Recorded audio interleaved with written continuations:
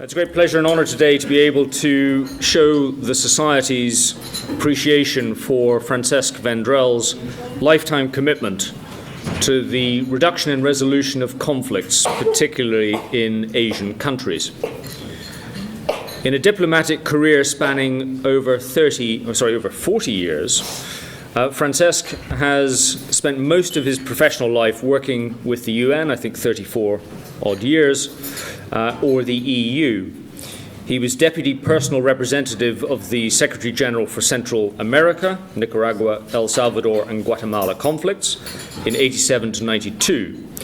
He was Director for Asia and the Pacific in the UN Department of Political Affairs between 1992 and 1999, during which time he served concurrently as the Secretary-General's Special Envoy for Cambodia and Papua New Guinea, and as Senior Advisor to the Secretary-General on the deployment of his good offices in Burma, Myanmar. Francesc was deeply involved in the issue of East Timor, serving as the Secretary-General's Deputy Personal Representative, which led to the self-determination referendum in late August 1999 and its subsequent independence. Francesc also served as the Secretary-General's Personal Representative for Afghanistan in 2000-2002 and as EU Special Representative for Afghanistan between 2002 and 2008. So it gives me great pleasure to welcome Francesc Vendrell, this year's recipient of the Percy Sykes Medal.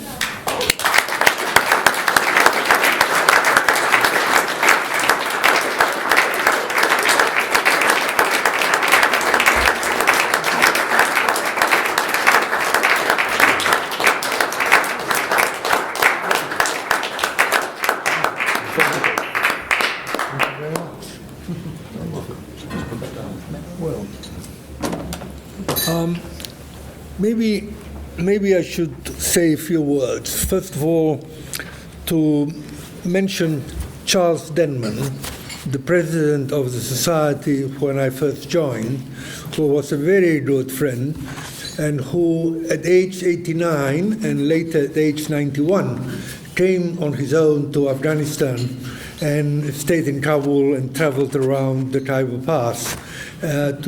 So I want to remember him because I think he was a great friend and a great man. You probably heard you obviously must have heard the issues I've dealt with. Maybe I can be forgiven for mentioning some of the issues of which I have the greatest regret at the failure of the international community in Asia. In Afghanistan, we wasted a window of opportunity that had opened up in September 2001, and unfortunately we completely missed it through a very mistaken international intervention. And one of the problems, by the way, of international diplomacy is a tendency, and I am one of them, a tendency by diplomats to present things to their governments in the best possible light, and sometimes not to realize the problem is facing it. I'm sorry to say that Mr. Assange did not find it proper to release the reports I used to send to the EU about Afghanistan. Had he done so, you would have noticed that I was one of the few diplomats who felt that we were going the wrong way from the very beginning, certainly from the late 2002. An issue that I'm glad was mentioned by Mark, that has been unsolved and seems to be unsolvable, is Kashmir. And on Kashmir, we're going to pay a price. We are paying a price already.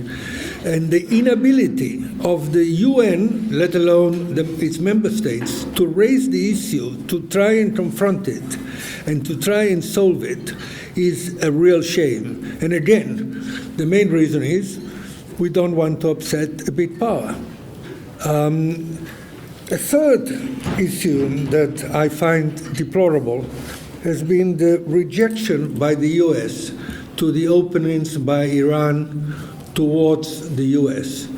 I was privileged to host, now I can say that in public, a series of confidential meetings between the Iranians and the Americans immediately after 9/11. We used to meet in Geneva. I used to call them Romeo and Juliet, Romeo being Iran and Juliet being the US. I was playing nurse. And you should have seen, that was the period of President Khatami. You should have seen the interest and the desire that the Iranians were expressing towards improving their relations with the US. And indeed, it was thanks to some degree to the Iranian support that the conference in Bonn in December 2001 was a success.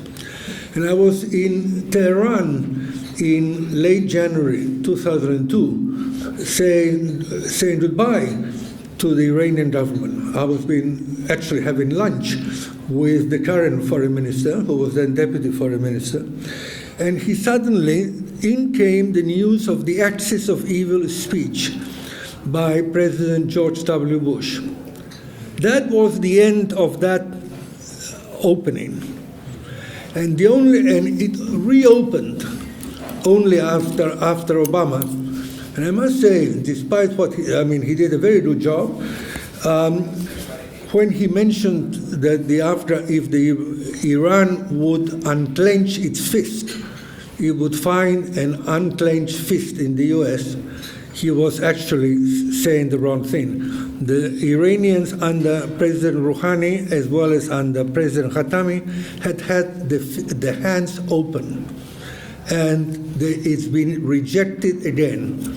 And with this capacity that I'm afraid befalls diplomats and the United Nations and the media, we now tend to say that Iran and the US are at fault.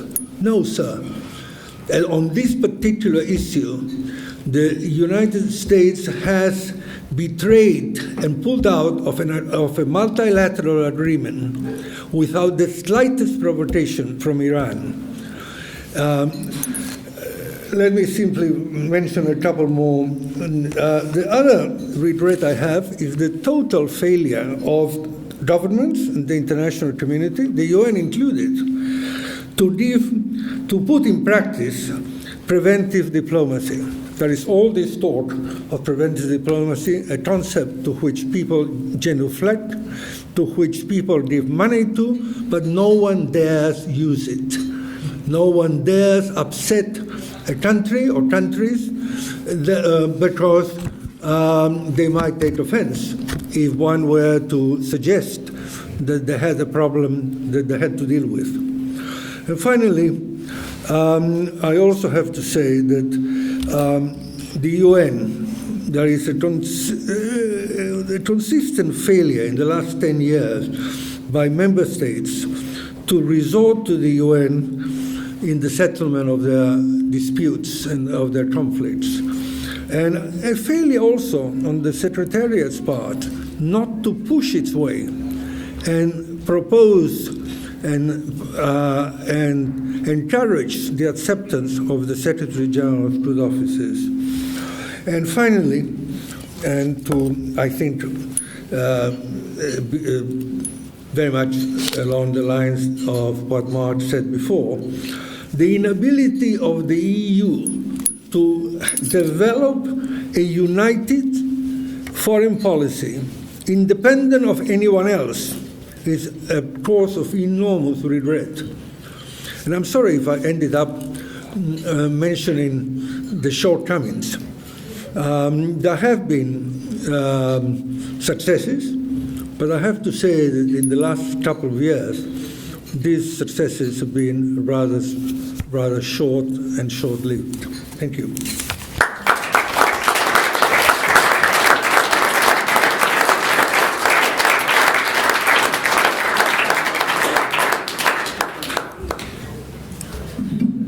that draws the formal part of the evening to a close.